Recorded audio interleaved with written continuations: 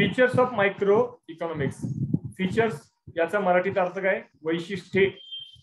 Micro इकॉनॉमिक्सचे वैशिष्ट्य काय ते समजून घ्यायचं. मायक्रो इकॉनॉमिक्सचं वैशिष्ट्य काय आहे? Features of micro economics, one of the best and important question 12वी बोर्डासाठी आपल्या. मायक्रो इकॉनॉमिक्स मध्ये कशाचा अभ्यास केला जातो? तर स्टडी ऑफ इंडिव्हिज्युअल युनिट हा पहिली फीचर आहे. एका व्यक्तीचा अभ्यास किंवा इंडिव्हिज्युअल गोष्टीचा अभ्यास. देशाचा अभ्यास करतो का? मायक्रो इकॉनॉमिक्स मध्ये देशाच्या स्तरावर अभ्यास केला जात नाही. ठीक आहे. तर मायक्रो इकॉनॉमिक्स मध्ये अभ्यास जो केला जातो कशाचा केला जातो? Individual unit. So micro economics is a study of behaviour of small individual economic unit.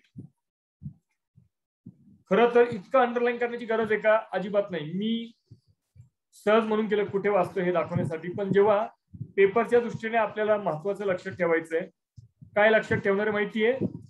Study of individual unit आहे ना. तर micro economics is a study of behaviour of small individual economic unit. किंवा इथे मी इतकंच इथे लक्ष द्या, is a study of behaviour of small individual economic unit. एका व्यक्तीचा अभ्यास, एका विशिष्ट वस्तूच्या किमतीचा अभ्यास.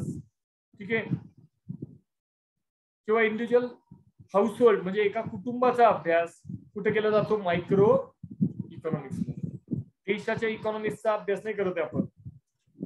म्हणजे म्हणूनच त्यांनी म्हटलं लाईक इंडिव्हिज्युअल फर्म म्हणजे एक विशिष्ट संस्था. म्हणजे माझ्या क्लासचा अभ्यास करायचा असेल तो.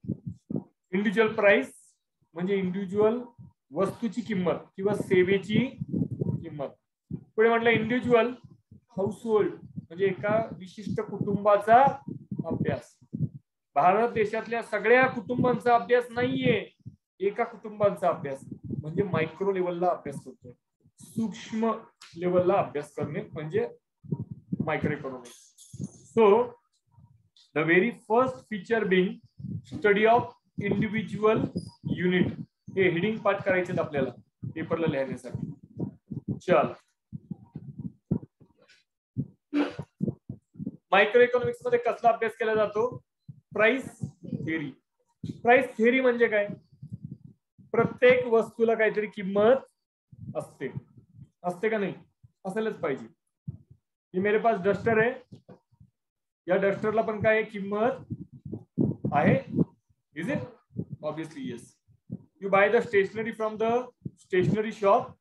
तिथलच्या प्रत्येक वस्तूला काहीतरी किंमत असतेच. तर त्या किमतीचा अभ्यास करणे हा कोणाचा सब्जेक्ट मॅटर आहे? कोणाचा विषय आहे? मायक्रो इकॉनॉमिक्सचा अभ्यासाचा विषय आहे. तर मायक्रो इकॉनॉमिक्स डील्स विथ कशाशी निगडीत आहे? Determination of the price of goods and services. वेगवेगळ्या वस्तू आणि सेवा लोकांपर्यंत पोहोचवल्या जातात अर्थव्यवस्थेमध्ये. त्या वस्तूच्या किमतींचा अभ्यास किंवा सेवांच्या किमतीचा अभ्यास हा कोणाचा विषय? मायक्रो इकॉनॉमिक थिअरीचा अभ्यास, मायक्रो इकॉनॉमिक्सचा अभ्यास. अजून काय म्हटलं? As well as factors of production, त्याचाही अभ्यास इथं करतो आम्ही. फॅक्टर्स ऑफ प्रोडक्शन म्हणजे उत्पादन करण्यासाठी काय काय लागतं? पहिलं काय लागतं? मॅन, मटेरियल, मशीन, कॅपिटल, एवढ्या गोष्टी लागतात. पण हे सगळे फॅक्टर्स ऑफ प्रोडक्शन मध्ये असं आहे म्हटलं का त्यांनी? नाही. फॅक्टर्स ऑफ प्रोडक्शन मध्ये कुठली यादी इकॉनॉमिक्स मध्ये दिलेली आपल्याला ती पाहूयात आपण. पण त्याआधी खाली एक वाक्य ते कंप्लीट करून घेऊ. Hence it is known as price theory. Price theory म्हणजे प्रत्येक फॅक्टर ऑफ प्रोडक्शनला काय असते? किंमत मोजावी लागते. ठीक आहे. Just a minute. तर कुठले कुठले फॅक्टर ऑफ प्रोडक्शन आहे ते जर आपले फॅक्टर्स प्राइसिंग म्हणजे काय? फॅक्टर प्राइसिंग म्हणजे आपल्याकडे 4 फॅक्टर ऑफ प्रोडक्शन आहे. किती आहे? 4. पहिले लँड म्हणजे जमीन, लेबर म्हणजे कामगार, कॅपिटल म्हणजे भांडवल आणि एंटरप्रेन्युअर म्हणजे व्यवसायाचा मालक. लँड साठी तुम्ही काय देता? जागेचं भाडं रेंट, लेबरला काय देतात वेजेस, कॅपिटलवर तुम्हाला काय मिळतं इंटरेस्ट ऑन कॅपिटल, काय मिळतं इंटरेस्ट ऑन कॅपिटल.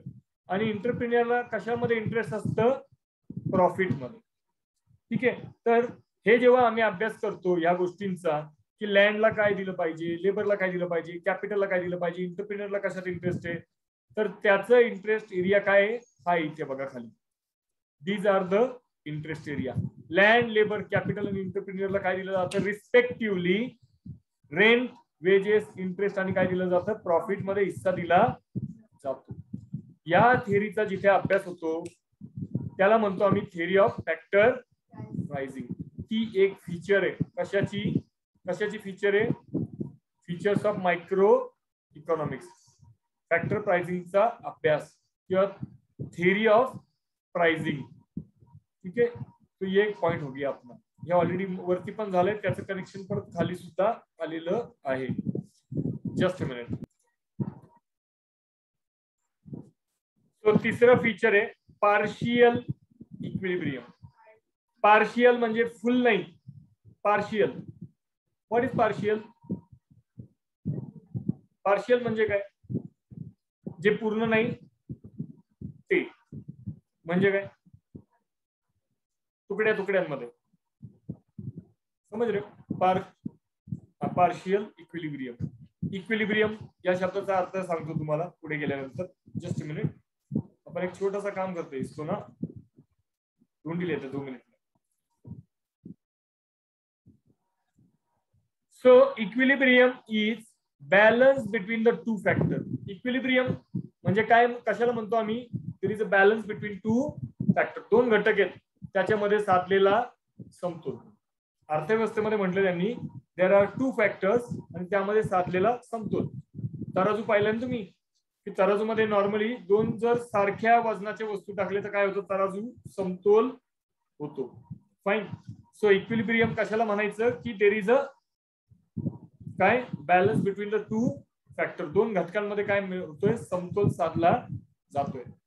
मग यांना काय म्हणायचंय पुढे पहा.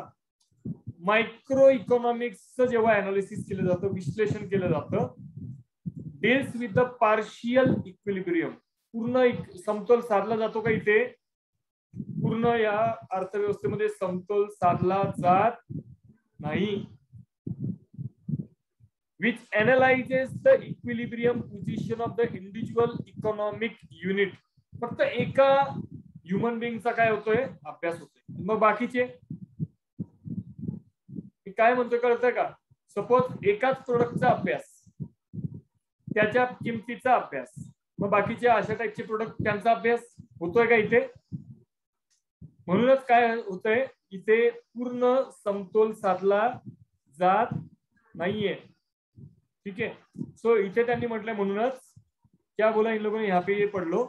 मायक्रो इकॉनॉमिक अनालिसिस म्हणजे मायक्रो इकॉनॉमिक्सचं जेव्हा विश्लेषण केलं जातं काय लक्षात येतं, डील्स विथ पार्शियल इक्विलिब्रियम. पूर्ण समतोल साधला जात नाही. Which analyses the equilibrium position. Position म्हणजे एक स्टेट की कुठल्या लेवलला आहे ते. इक्विलिब्रियम म्हणजे समतोल कुठल्या लेवलला आहे, कुठला कोणाचा समतोल फक्त पाहिला जातो, कोणाचा समतोल फक्त विश्लेषण केला जातो. Of individual economic unit. फक्त एका विशिष्ट व्यक्तीच्या दृष्टिकोनातून केलेला अभ्यास आहे. मग याला आपण असं म्हणूयात का आयसोलेशन. आयसोलेशन म्हणजे काय, एकटा, एकटेपणा असा शब्दाचा अर्थ होऊ शकतो. आयसोलेटेड, आयसोलेट करणे म्हणजे एकट्या गोष्टीचा अभ्यास करणे, फक्त एका गोष्टीचा अभ्यास करणे म्हणजे आयसोलेट होणे किंवा आयसोलेट करणे. पुढे त्यांनी म्हटलं इथे for example that is individual consumer. एका विशिष्ट ग्राहकाचा अभ्यास. मग बाकी ग्राहकांचा अभ्यास होतोय का, म्हणून त्याला म्हटलं त्यांनी काय पार्शियल इक्विलिब्रियम. पूर्ण समतोल साधला जात नाहीये, फक्त एका विशिष्ट व्यक्तीचा अभ्यास होतोय, विशिष्ट कंझ्युमरचा, विशिष्ट प्रोड्युसरचा, विशिष्ट फर्मचा, विशिष्ट हाऊसहोल्डचा, विशिष्ट इंडस्ट्रीचा अभ्यास जिथे होतो ते मायक्रो इकॉनॉमिक्स. त्यामुळे ते फुल्ली इक्विलिब्रियम मध्ये नाहीये, पूर्ण समतोल नाही साधला जात, फक्त अर्धवट समतोल असतो इथे, पूर्ण समतोल साधला जात नाही इथे. ठीक आहे. तर त्यामुळे कशाचा इंडिव्हिज्युअल इकॉनॉमिक युनिट मध्ये कसला अभ्यास केला जातो? एक इंडिव्हिज्युअल कन्झ्युमर म्हणजे एकट्या ग्राहकाचा अभ्यास, त्यानंतर इंडिव्हिज्युअल फर्म म्हणजे एका विशिष्ट बिझनेसचा अभ्यास, आणि कशाचा अभ्यास केला जातो यामध्ये मायक्रो इकॉनॉमिक्स मध्ये? इंडिव्हिज्युअल इंडस्ट्री म्हणजे फक्त सिमेंट इंडस्ट्रीचा अभ्यास. मग फार्मास्युटिकलला विचारात नाही घेतलं, स्टीलला नाही घेतलं, इतर कुठल्या इंडस्ट्रीला विचारात घेतलेलं नाही, टेलिकॉम इंडस्ट्रीला विचारात घेतलं नाही, फक्त सिमेंट इंडस्ट्रीचा अभ्यास केला. त्याला म्हणतो आम्ही पार्शियल इक्विलिब्रियम म्हणजे फक्त एकांगाने केलेला अभ्यास. सगळ्या बाकीच्या इंडस्ट्रीचा अभ्यास केलेला नाही, बाकी सगळ्या बिझनेस फर्मचा अभ्यास केलेला नाही, सगळ्या ग्राहकांचा अभ्यास केलेला नाही, म्हणून याला म्हटलंय पार्शियल इक्विलिब्रियम, पूर्ण समतोल साधलेला नाहीये. या मायक्रो इकॉनॉमिक्स मध्ये याचा अभ्यास होतो पार्शियल इक्विलिब्रियमचा. त्याने म्हटलंय it also isolate an individual unit from the other forces and studies its equilibrium independently. म्हणजे फक्त एका विशिष्ट युनिटचा, इंडिव्हिज्युअल युनिटचाच अभ्यास होतो. म्हणजे फक्त इंडिव्हिज्युअल युनिट मध्ये काय तर इंडिव्हिज्युअल कन्झ्युमर, फक्त एका ग्राहकाचा अभ्यास. मग बाकीचे ग्राहक आम्ही कन्सिडर केले का, विचारात घेतले का, नाही घेतले. एक इंडिव्हिज्युअल बिझनेसचा अभ्यास म्हणजे फक्त माझ्या व्यवसायाचा अभ्यास केला, बाकी असे बरेचसे दुकानदार असतील त्यांचा अभ्यास केलाय का, नाही केलाय. त्यामुळे त्यांनी परत ते सांगितलंय की फक्त एका विशिष्ट गोष्टीवर फोकस करून काय केलाय, अभ्यास केला गेलेला आहे एका individual economic unit. Economic unit म्हणजे अर्थशास्त्राशी निगडीत असं unit. So this is little bit about partial equilibrium. हा तिसरा मुद्दा तुमचा कसला संपलाय, फीचर्स ऑफ मायक्रो इकॉनॉमिक्स. याला वारंवार वाचा, पार्शियल इक्विलिब्रियम वर प्रश्न पडण्याचे चान्सेस असू शकतात. ठीक आहे. आयसोलेट म्हणजे एकलकोंडा किंवा एकट्याने फक्त अभ्यास करणे, एकाच गोष्टीचा अभ्यास करणे. ठीक आहे. Just minute. 4 नंबरचं फीचर दे सेड की मायक्रो इकॉनॉमिक्स जे आहे ना ते कशावर आधारित आहे, बेस्ड ऑन सर्टन ॲझम्पशन. काही गोष्टी मायक्रो इकॉनॉमिक्सचा अभ्यास करताना काही गोष्टी गृहीत धरल्या गेलेल्या आहे. गृहीत धरणे म्हणजे काय की माझ्या वर्गात समोर येऊन बसलेल्या सगळ्या मुली माझ्याकडे लक्षच देत आहेत, ही मी काय धरतोय, गृहीत धरतोय. पण कोणीतरी गप्पा मारतय, कोणीतरी टाइमपास करतय, कोणीतरी हसतय, हे काय झालं, माझ्या गृहीत धरलेल्या गोष्टीला काय करतंय, छेद पाडतंय, है ना. मैं समझ के चल रहा हूँ कि सब पढ़ रहे हैं, पर यहाँ पे कोई बच्चे पढ़ नहीं रहे और कुछ बच्चे पढ़ रहे, असं होतंय. इकॉनॉमिक्स मध्ये सुद्धा बऱ्याचशा गोष्टी मायक्रो इकॉनॉमिक्स मध्ये गृहीत धरलेल्या असतात, ॲझम्पशन वर आधारित असतात. ॲझ्युम करणे म्हणजे गृहीत धरणे. तर काय म्हटलं त्यांनी पहा, micro economics begins with the fundamental assumption. एक अत्यंत फंडामेंटल म्हणजे बेसिक ॲझम्पशन. फंडामेंटलचा अर्थ काय धरायचा इथे, बेसिक ॲझम्पशन. एक बेसिक ॲझम्पशन आहे मायक्रो इकॉनॉमिक्स मध्ये. काय बेसिक ॲझम्पशन आहे, अदर थिंग्स रिमेनिंग कॉन्स्टंट. सगळ्या गोष्टी काय धरतोय आम्ही, कुठलीही थिअरी सांगताना मायक्रो इकॉनॉमिक्स मधली आम्ही म्हणतोय की सगळ्या गोष्टी कशा आहेत, कॉन्स्टंट आहे. कॉन्स्टंट म्हणजे इक्वल. कॉन्स्टंट म्हणजे काय, इक्वल. कॉन्स्टंट म्हणजे इक्वल. तर मायक्रो इकॉनॉमिक्स मधलं हे सगळ्यात बेसिक ॲझम्पशन आहे. पेपरला जर प्रश्न आला असता की what is the fundamental assumption in micro economics, तर 4 शब्द पाठ करायचे आपल्याला. काय, अदर थिंग्स रिमेनिंग कॉन्स्टंट किंवा इक्वल. ठीक आहे, किंवा इक्वल. कॉन्स्टंटच्या ऐवजी तुम्ही इक्वल शब्द वापरू शकता, काही गुन्हा नाहीये. ठीक आहे. So other things being equal किंवा कॉन्स्टंट हा काय फंडामेंटल ॲझम्पशन इकॉनॉमिक्स मध्ये, कुठली थिअरी सांगताना इकॉनॉमिक्सची, मायक्रो इकॉनॉमिक्स. त्यालाच दुसरा शब्द दिलाय ब्रॅकेट मध्ये, सिरिटीज पॅरिबस. सिरिटीज पॅरिबस याचाच अर्थ काय, other things being equal, other things being constant किंवा इक्वल. सिरिटीज पॅरिबस हा जो शब्द दिसतोय इथे खाली लिहिलेला, याचा अर्थ काय, अदर थिंग्स बिंग इक्वल. म्हणजे कुठलीही मायक्रो इकॉनॉमिक्सची थिअरी देताना आधी असं म्हटलेलं असतं की अदर थिंग्स बिंग इक्वल. एक उदाहरण सांगतो तुम्हाला, 2 मिनिटं फक्त.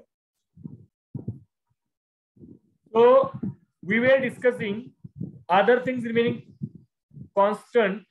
ठीक आहे, त्यामध्ये आपण म्हटलं सिटीज पॅरिबस सच एज काय काय गोष्टी कॉन्स्टंट आहेत. पहिलं म्हटलं परफेक्ट कॉम्पिटिशन. आम्ही असं गृहीत धरून चाललोय की मार्केटमध्ये कॉम्पिटिशन काय परफेक्ट आहे, सगळेजण एकमेकांशी स्पर्धा करतायत. तुम्ही बघा न्यूजपेपरवाले, कितीतरी न्यूजपेपरवाले मार्केटमध्ये, सगळ्यांची काय एकमेकांशी स्पर्धा आहे. कोचिंग क्लासवाले, सगळ्यांची एकमेकांशी स्पर्धा आहे ना. भाजीपाला विकणारे लोकांची सुद्धा आजच्या काळात, कोरोनाच्या काळात सगळ्यांची एकमेकांशी स्पर्धा आहे, चढाओढ आहे. हा ऍझम्पशन आम्ही काय केलाय, गृहीत धरलाय या गोष्टी की there is a perfect competition in the market. बाजारपेठेमध्ये काय मोठ्या प्रमाणावर काय वेगवेगळ्या क्षेत्रांमध्ये स्पर्धा आहे, हे गृहीत धरून चाललोय आम्ही इकॉनॉमिक्स मधली थिअरी देताना. कुठली थिअरी? Micro इकॉनॉमिक्सची theory. दुसरं म्हटलंय लॅजिस फेअर पॉलिसी. याचा अर्थ काय की फ्री इकॉनॉमी, जिथे गव्हर्नमेंटचा हस्तक्षेप, ठीक आहे, सरकारचा हस्तक्षेप काय अजिबात नाहीये किंवा फार कमी आहे.